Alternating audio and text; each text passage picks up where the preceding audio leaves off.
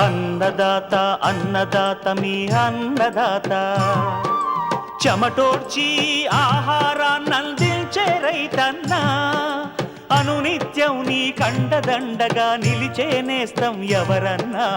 అన్నదాత అన్నదాత మీ అన్నదాత.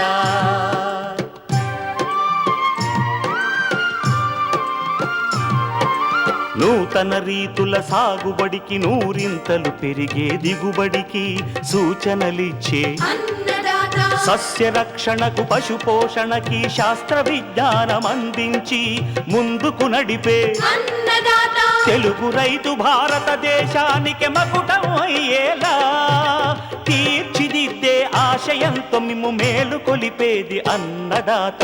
అన్నదాత అన్నదాత మీ అన్నదాత. అన్నదాత అన్నదాత మీ అన్నదాత. అన్నదాత ప్రేక్షకులకు నమస్కారం. ఈనాటి ముఖ్యాంశాలు: వేసవి నువ్వులో సస్యరక్షణ యాజమాన్యం, కనుమరుగవుతున్న ఇంటి పిచ్చుకలు కాపాడుకోవాల్సిన ఆవశ్యకత, ప్రపంచ పిచ్చుకల దినోత్సవ ప్రత్యేక కథనం, మామిడి దిగుబడులను నష్టపరుస్తున్న నల్ల తామర పురుగులు, తేనె మంచు నివారణ చర్యలు, ఇంకా జై కిసాన్ వ్యవసాయ సమాచారం.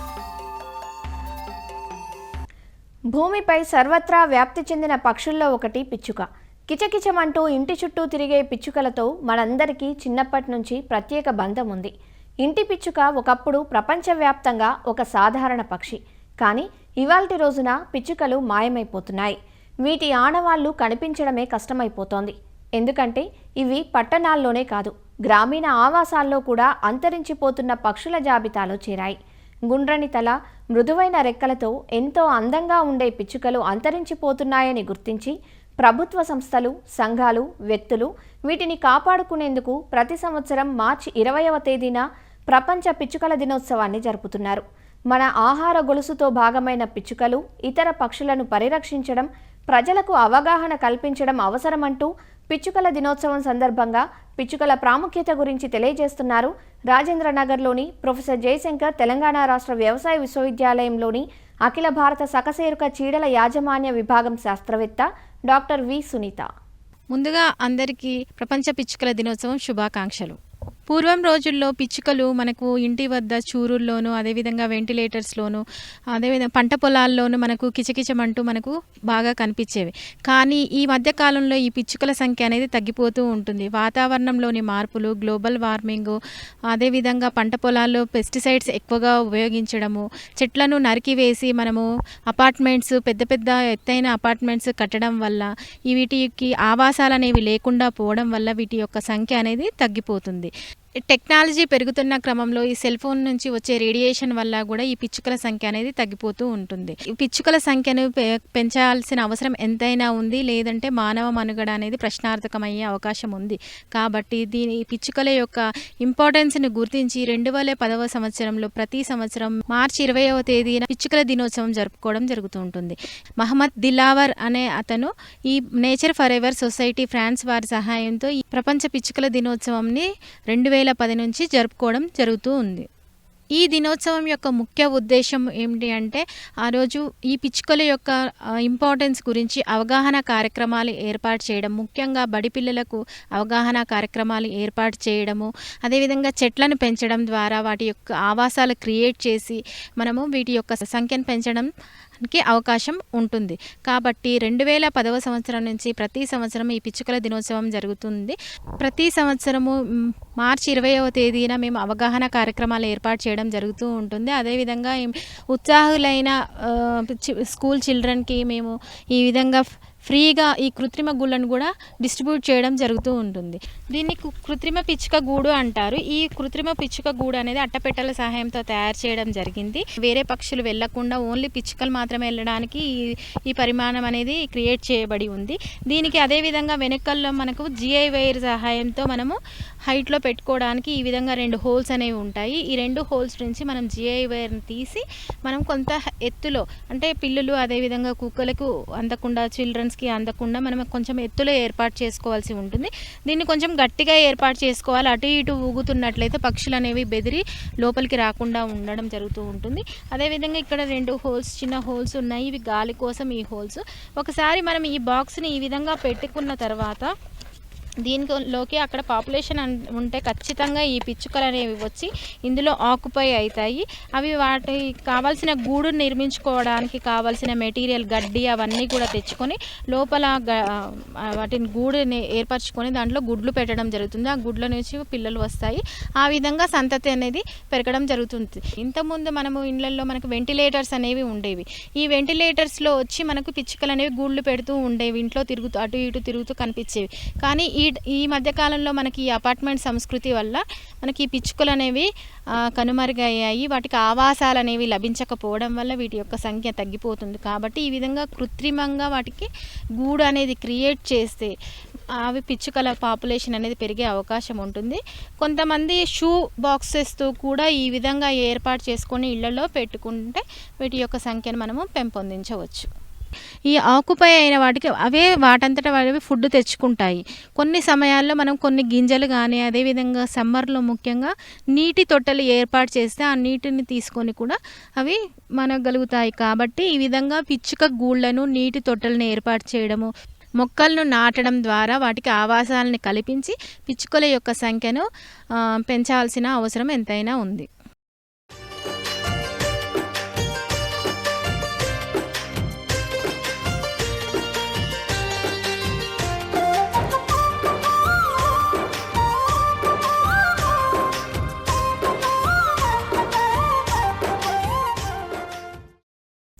తెలుగు రాష్ట్రాలలో సాగవుతున్న నూనె గింజల పంటల్లో నువ్వు ఒకటి. 3 కాలాల్లోనూ సాగుకు అనుకూలంగా ఉన్న ఈ నూనె గింజ పంటను వేసవిలో ఆరుతడి పంటగా ఫిబ్రవరి మాసంలో విత్తుకున్నారు. ప్రస్తుతం పైరు, పూత, కాయ దశలో ఉంది. నువ్వు దిగుబడులకు అత్యంత కీలకమైన సమయం ఇది. సున్నిత దశలు కావటంతో నీటి తడులు, సస్యరక్షణ యాజమాన్యం దిగుబడులను ప్రభావితం చేస్తాయి. పెరుగుతున్న ఉష్ణోగ్రతలకు పైరులో రసం పీల్చు పురుగుల ఉధృతి ఎక్కువగా ఉంటుంది.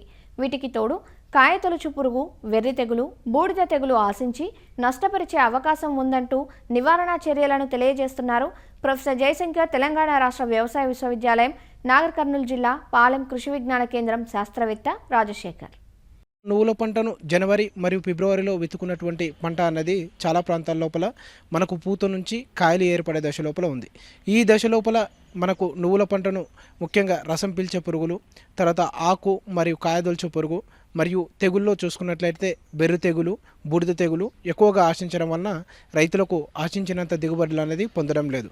ఈ యొక్క రసం పీల్చే పురుగులు చూసుకున్నట్లయితే పేనుబంక, తామర పురుగు, పచ్చదోమ ముఖ్యమైనవి. ఈ యొక్క పిల్ల మరియు తల్లి పురుగులు పంట వేసుకున్న తొలి దశ నుంచి, అంటే పంట విత్తుకున్న 10 రోజుల నుంచి కాయలు ఏర్పడే వరకు ఆశించి ఎక్కువగా దిగుబడిని తగ్గించడానికి అవకాశం ఉంది.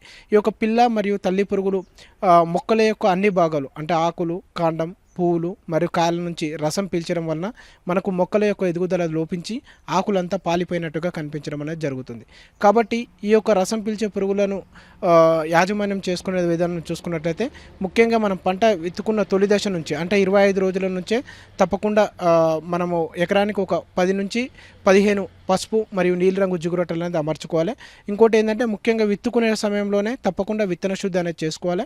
ఈ విత్తన శుద్ధి కోసం మనకు ఇమిడాక్లోపిడ్ అనే మందు 5 మిల్లీలీటర్లు కేజీ విత్తనానికి పట్టించి ఒక అరగంట నీళ్ళలో ఆరబెట్టుకొని విత్తుకున్నట్లయితే మనకు తొలి దశలో ఆశించేటటువంటి ఈ యొక్క రసం పీల్చే పురుగుల ఉధృతి అనేది తగ్గనికే అవకాశం ఉంటుంది. ఎప్పుడైతే ఈ యొక్క పురుగుల ఉధృతి ఎక్కువగా ఉంటుందో అప్పుడు మాత్రం తప్పకుండా పురుగు మందులు అనేది పిచికారీ చేసుకోవాలి.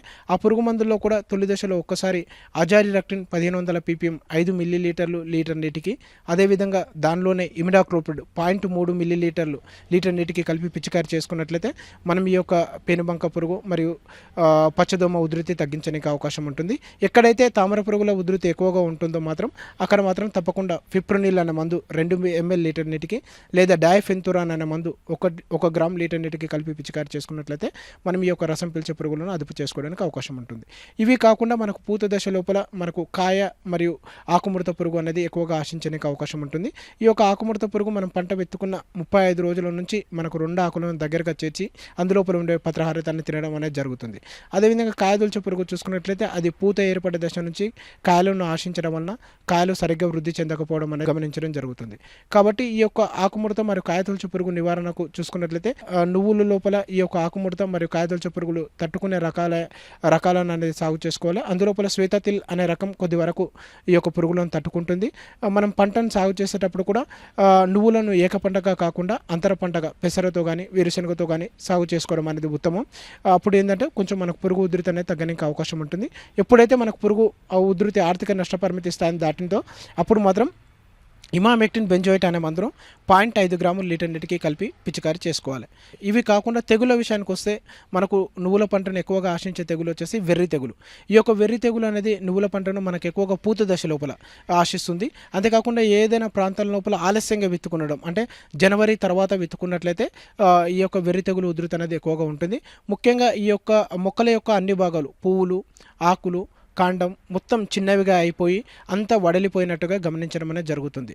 అంతేకాకుండా ఆ పువ్వు భాగాలు కూడా ఆకుల్లాగా మారిపోయి చిన్నగా అనేది కనిపించడం అనేది జరుగుతుంది. కాబట్టి ఈ యొక్క వెర్రి తెగులు అనేది ముఖ్యంగా మనకు పచ్చదోమ నుంచి ఒక మొక్క నుంచి ఇంకో మొక్కకు వ్యాప్తింప చెందుతుంది. కాబట్టి మనం పచ్చదోమ యాజమాన్య పద్ధతులన్నీ చూసుకోవాలి. మా వ్యవసాయ విశ్వవిద్యాలయం వారు డెవలప్ చేసినటువంటి వెర్రి తెగులు తట్టుకునే రకాలు కూడా అవైలబుల్లో ఉన్నాయి. అందులోపల చూసుకున్నట్లయితే రాజేశ్వరి, హిమ, చందన అనే రకాలు కొద్ది వరకు వెర్రి తెగులను తట్టుకుంటాయి. ఎక్కడైతే ఈ యొక్క వెర్రి తెగులు ఉధృతి ఎక్కువగా ఉంటుందో మాత్రం తప్పకుండా ఈ వెర్రి తెగులను అదుపు చేసుకోవడానికి మనం పురుగు మందు అనేది పిచికారి చేసుకోవాలి. అందులోపల మనకు డైమిథోయేట్ అనే మందు 2 ml లీటర్ నీటికి లేదా ఉధృతి ఎక్కువగా ఉంటే మాత్రం ఒకసారి ఫ్లోనికామైడ్ అనే మందు 0.3 గ్రాముల లీటర్ నీటికి కలిపి పిచికారి చేసినట్లయితే మనం ఈ యొక్క వెర్రి తెగులను వ్యాపింప చేసేటటువంటి పచ్చదోమను అదుపు చేసుకోవచ్చు. అది కాకుండా మనకు ఎక్కువగా ఈ యొక్క వేసవిలో మనకు బూడిద తెగులు కూడా ఎక్కువగా ఆశించే అవకాశం ఉంటుంది. ఈ బూడిద తెగులు అనేది ముఖ్యంగా మనకు లేత ఆకుల మీద చిన్నగా తెలుపు రంగు మచ్చలు ఏర్పడి క్రమేపీ ఈ మచ్చలు ఆకుల పై భాగాన మరియు కింద భాగాన అంతా కనిపించడం ద్వారా మొక్క అంతా తెలుపు రంగులోకి మారిపోతుంది. కిరణజన్య సమయక్రియ అనేది జరగకపోవడం వలన మన కాయలు అనేది బాగా వృద్ధి చెందవు. కాబట్టి ఎక్కడైతే ఈ యొక్క బూడిద తెగులు ఉధృతి గమనించడం జరుగుతుందో అక్కడ మాత్రం ఒకసారి తొలి దశలో నీటిలో కరిగే గ్రంథకం 3 గ్రాములు, ఒకవేళ ఉధృతి ఆర్థిక నష్టపరిమితి స్థాయిని దాటినప్పుడు మాత్రం మనం ఒకసారి మైకోబుటోనిల్ అనే మందు 1 గ్రామ్ లీటర్ నీటికి కలిపి పిచికారి చేసినట్లయితే మనం ఈ యొక్క బూడిద తెగులను అదుపు చేసుకోవచ్చు. కాబట్టి రసం పీల్చే పురుగులు, ఆకుముడత పురుగు, వెర్రి తెగులు మరియు బూడిద తెగులను సరైన సమయంలో గుర్తించి సరైన యాజమాన్య పద్ధతులు చేపట్టినట్లయితే రైతులు నువ్వుల పంట లోపల అధిక దిగుబడులు పొందడానికి ఆస్కారం ఉంటుంది.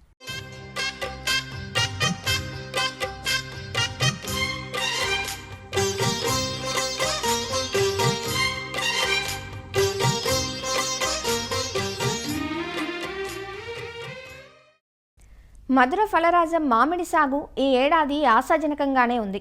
ప్రస్తుతం అంతటా తోటలు గోళికాయ సైజు నుంచి కాయ అభివృద్ధి చెందే దశల్లో ఉన్నాయి. ఈ దశలో కాయ నాణ్యతను, దిగుబడులను హరించే చీడపీడల పట్ల రైతులు అప్రమత్తంగా ఉండాలి.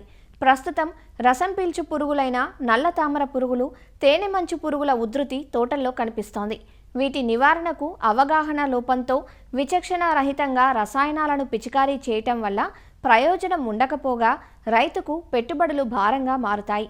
కాబట్టి తోటలను ఎప్పటికప్పుడు గమనించుకుంటూ ఒక ప్రణాళిక ప్రకారం సస్యరక్షణ చేపట్టాలంటూ తెలియజేస్తున్నారు వైఎస్ఆర్ ఉద్యాన విశ్వవిద్యాలయం నూజివీడు మామిడి పరిశోధనా స్థానం శాస్త్రవేత్త డాక్టర్ శాలిరాజు. ముఖ్యంగా ఈ మామిడిని ఇటీవల కాలంలో మనకు సాధారణంగా మరి ఆశించి నష్టపరుస్తున్నటువంటి తామర పురుగులతో పాటుగా నల్ల తామర పురుగులు బ్లాక్ థ్రిప్స్ అన్న తామర పురుగులు ఆశించి అధిక నష్టం కలగజేస్తూ ఉన్నాయి.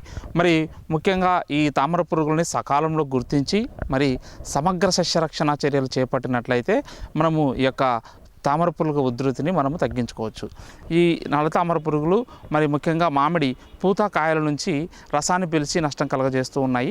ఈ యొక్క తామర పురుగులు 2 మిల్లీమీటర్ల పొడుగు ఉండి పుష్పగుచ్చాల పైన మరి అదేవిధంగా కాయల మీద మరి చర్మం గోకి రసం పీల్చేయడం వల్ల ఈ యొక్క ఒక రంగులో చర్మం బీటలు వారి రాతుమంగి ఏర్పడి అటువంటి కాయలు నాణ్యత పడిపోవడం జరుగుతూ ఉంది. మరి ముఖ్యంగా ఈ యొక్క తామర పురుగుల ఉధృతికి మనం ప్రధానమైనటువంటి కారణాలు చూసుకున్నట్లయితే ఇప్పుడు మనం గమనించినటువంటి ఇక రాత్రి మరియు పగటిపూట మరి ఉష్ణోగ్రతల్లో అధిక వ్యత్యాసం ఉండటము ఈ యొక్క తామర పురుగులకు అనుకూలమైన వాతావరణంగా చెప్పవచ్చు. మరి ఇంకొక కారణం చూసుకున్నట్లయితే మరి విచక్షణ రహితంగా ఈ యొక్క పురుగు మందులు వాడటం కూడా ప్రధానమైన కారణం.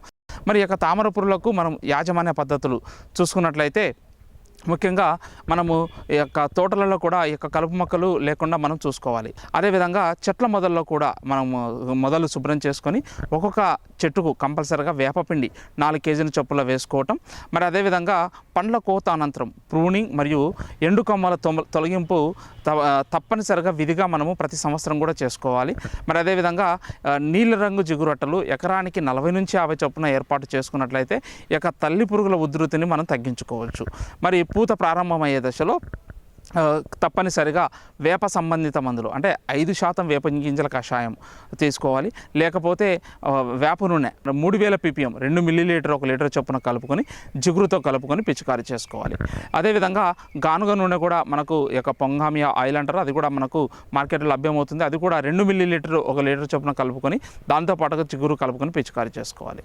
అదేవిధంగా మనకు జీవ నియంత్రణ పద్ధతిలో డెవలప్ చేసినటువంటి యొక్క ఎంటోమోపారజెనిక్ ఫంట అంటారు శిలీంద్రనాశులు అయినటువంటి బెవేరియా బెసియానా లేదా లెకానిసిలియం లెకాని అనే మందులను 5 గ్రాములు 1 లీటర్ చొప్పున కలుపుకొని పిచికారీ చేసుకోవాలి. ఇకపోతే మరి చివరి అస్త్రంగా మాత్రమే ఇక సిఫారసు చేసినటువంటి మందులు మనం చూసుకున్నట్లయితే ఫిప్రోనిల్ 2 మిల్లీలీటర్లు, అదేవిధంగా డైమిథోయేట్ 2 మిల్లీలీటర్లు, మరి ఇమిడాక్లోప్రిడ్ 0.3 మిల్లీలీటర్లు, అదేవిధంగా స్పైనోసాడ్ 0.3 మిల్లీలీటర్లు, మరి అదేవిధంగా థయోమిథాక్సమ్ మరి 0.3 గ్రాములు, అదేవిధంగా ఫ్లూక్సా మెటామైడ్ 1 మిల్లీలీటరు, స్పైరోటెట్రామెట్ 1 మిల్లీలీటర్ 1 లీటర్ చొప్పున కలుపుకొని పిచికారీ చేసుకోవాలి.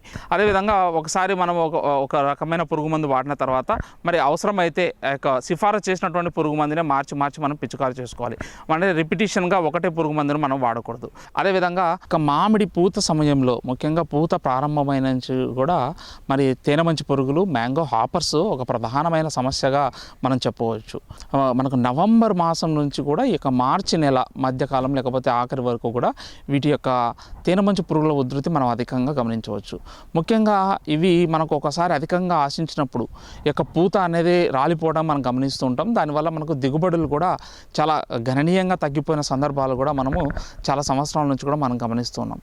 ఈ యొక్క తేనెమంచు పురుగులు ఒక తేనె లాంటి తియ్యటి జిగురు పదార్థాన్ని విసర్జిస్తూ ఉంటాయి. ఇంకొక కొన్ని సందర్భాల్లో కూడా ఈ యొక్క కాయల మీద కూడా మనం ఈ యొక్క తేనెమంచు పురుగులు ఆశించడం వల్ల ఈ యొక్క నల్లటి మసి తెగులు కూడా వస్తుంది.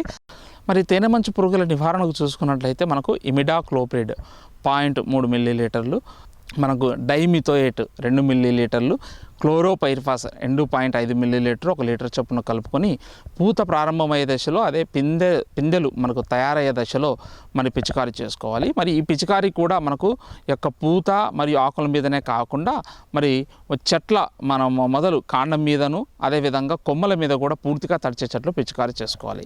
ముఖ్యంగా ఈ యొక్క పూత బాగా పెంచుకునేటప్పుడు ఈ యొక్క పురుగు మందులు అనేది పిచికారీ చేయకూడదు. ఎందుకంటే ఈ యొక్క మనకు పరపరాగ సంపర్కానికి ఉపయోగపడే యొక్క కీటకాలు కూడా నశించిపోతాయి. కాబట్టి పూత బాగా విచ్చుకున్నప్పుడు పిచికారీ చేసుకోకపోవడం చాలా ఉత్తమమైన పని. అదేవిధంగా మనం పురుగు మందులు పిచికారీ చేసిన తర్వాత కంపల్సరిగా తగిన సమయం మాత్రమే తీసుకొని ఈ యొక్క కాయలు అన్నటివి కూడా కోయాలి. సో ఇటువంటి ఈ యొక్క సమగ్ర సస్యరక్షణ చర్యలు చేపట్టినట్లు మాత్రమే ఈ యొక్క తేనెమంచు పురుగును సమర్థవంతంగా నివారించుకొని మరి అధిక దిగుబడులు పొందవచ్చు.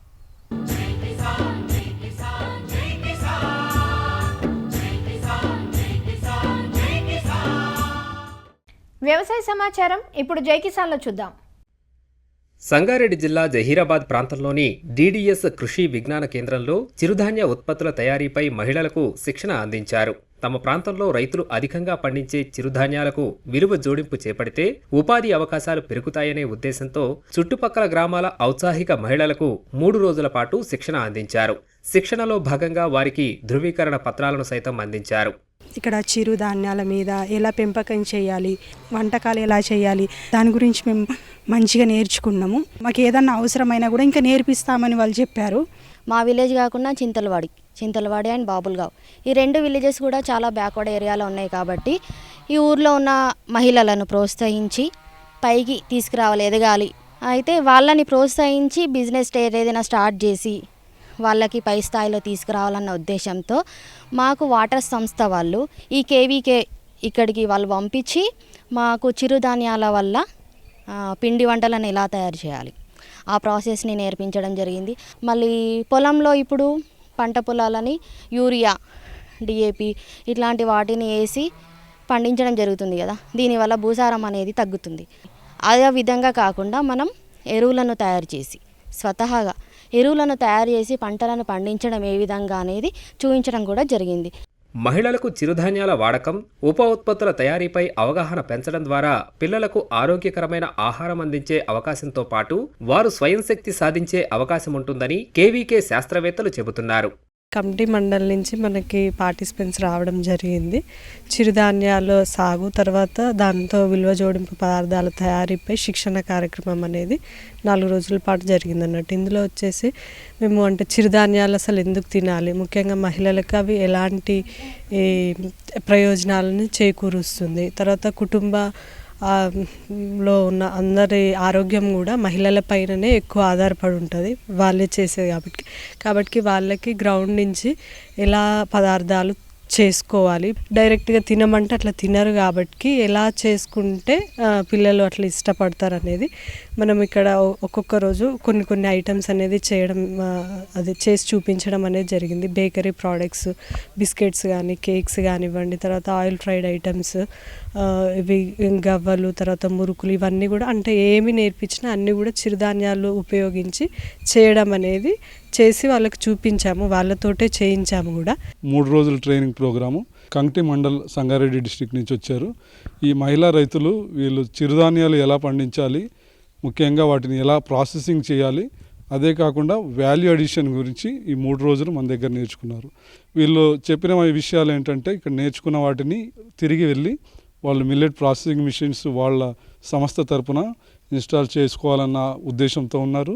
అదేవిధంగా ఇక్కడ నేర్చుకున్న చిరుధాన్యాలు ముఖ్యంగా వాళ్ళ ఇంట్లో వండి పిల్లలకు తినబెట్టడం కాకుండా బయట మార్కెటింగ్ విషయాలు కూడా ఆలోచించడానికి సిద్ధంగా ఉన్నారు. చిరుధాన్యాలకు ప్రాముఖ్యత పెరిగిన నేపథ్యంలో ఆసక్తి ఉన్న వారికి నిరంతరం శిక్షణ కార్యక్రమాలు ఏర్పాటు చేస్తామంటూ ఇక్కడి శాస్త్రవేత్తలు చెబుతున్నారు. సాగుకు అనుబంధంగా పశువులు, కోళ్లు, మేకలను పెంచుతూ ఆదాయాన్ని ఆర్జిస్తున్నారు ఎన్టీఆర్ జిల్లా రైతులు. గత కొన్నేళ్లుగా వీటి పెంపకంతో మంచి ఆదాయాన్ని ఆర్జిస్తున్నామని వారంటున్నారు. జిల్లాలోని రెడ్డిగూడెం మండలానికి చెందిన రైతులు మామిడి సాగులో పెరిగిన పెట్టుబడులతో అప్పులు తెచ్చి పంట సాగు చేయడం కష్టంగా మారింది. ఇలాంటి పరిస్థితుల్లో అప్పు తెచ్చి సాగు చేసే కంటే అనుబంధ రంగాలను ఆసరా చేసుకుంటే ఆదాయం వస్తుందనే ఉద్దేశంతో అటుదిశగా అడుగులు వేశారు. నాటుకోళ్లను పెంచుతూ మంచి ధరలకు విక్రయిస్తున్నారు. అలానే పశువులు, మేకలతోనూ ఎంతో కొంత ఆదాయం వస్తుందని వాటి వ్యర్థాలను తోటల్లో ఎరువుగా వాడుతున్నామని చెబుతున్నారు. మేము సమీకృత వ్యవసాయం చేస్తున్నాం సార్. మాకు వచ్చేసి కోళ్ళు, పశువులు, మేకలు ఈ ఆదాయం సార్, మంచి ఆదాయంగా ఉంటున్నాయి. కోళ్ళు వచ్చి మామూలుగా నాటుకోళ్ళు సార్, అడిగిన వాళ్ళకి ఇస్తూ ఉంటాం. ఇవి మాకు వ్యవసాయానికి చేదోడు వాదోడుకు ఉపయోగపడుతున్నాయి. అన్ని రకాలుగా పర్వాలేదు, బాగానే ఉన్నాయి సార్. 1 లక్ష నుంచి 2 లక్షల వరకు ఆదాయం వస్తుంది సార్ కోళ్ళ మీద. ఈ మేకలు కూడా కాస్త కొస్తాయి, మాకు చేదోడు వాదోడు ఉపయోగపడుతున్నాయి. పశువులు వచ్చేసి మామూలుగా 1 ఎకరం జులిగడ్డ ఉంది సార్, అవి కూడా పెంచుతూ ఉన్నాం. వాటి వల్ల కూడా మంచి ఇన్కమ్ ఉంది. మేము చేసే వ్యవసాయం బదులు దాంట్లో కూడా ఈ కోళ్ళు, గేదెలు, మేకలు వాటి వల్ల వీటికి కూడా ఉపయోగం ఉంటాయని వీటికి ఫారం పెట్టుకున్నాం. ఈ వ్యవసాయం అనుబంధంగా వీటి వల్ల ఆదాయం తెస్తున్నాం. పెట్టుబడులకు కానీ మన అవసరానికి కానీ టయానికి ఉంటాయి. ఆదాయం ఇబ్బంది లేకుండా వస్తాయి సార్. టయానికి మనకు అనుకూలంగా ఎప్పుడు కావాలంటే అమ్ముకోవచ్చు. మన పెట్టుబడులకు కావాలన్నా టయానికి సంవత్సరానికి వచ్చేళ్ళకి 2 లక్షల పైన వస్తాయి. మేకలు కానీ వీటికి కానీ అదే ఎరువు, పశువుల ఎరువు కూడా మనం వాడి తోటలకే తోలుకొని ముందుగా ఎల్లిగా చేసుకుంటాకి ముందుగా పనికి కానీ దుక్కులు కానీ ఉపయోగపడుతుంది. ఇప్పుడు ఒకళ్ళు చూసిన ఒకళ్ళు ఇప్పుడు కోళ్ళు కానీ గేదెలు కానీ మళ్ళీ వ్యవసాయంలోకి కొనసాగుతాకి అచ్చం వ్యవసాయం చేయాల్సి వస్తే గిట్టదు. అనేకంగా 3 రకాలుగా ఇది చేసుకుంటాకి వ్యవసాయం, గేదెలు, పోవాలి ఇవన్నీ వ్యవసాయం ఇది చేసుకుంటే వాటి వల్ల వాటికి మొత్తానికి ఇదైపోతుంది. సమీకృత వ్యవసాయ విధానాలు నిరంతర ఆదాయాన్నందించే అవకాశమున్నందున అవకాశమున్న రైతులు ఈ దిశగా అడుగులు వెయ్యాలని నిపుణులు సూచిస్తున్నారు. మరిన్ని విభిన్న అంశాలతో రేపటి అన్నదాతలో మళ్ళీ కలుసుకుందాం. అంతవరకు సెలవు. నమస్కారం. అన్నదాతలు తమ సందేహాలు సమస్యలను 1800-425-4085 టోల్ ఫ్రీ నెంబర్లో ఉదయం 10 గంటల నుంచి 11 గంటల మధ్య పని దినాల్లో సంప్రదించగలరు. ఈ కార్యక్రమాన్ని యూట్యూబ్లో www.youtube.com/annadaata ETV లింక్ ద్వారా వీక్షించవచ్చు.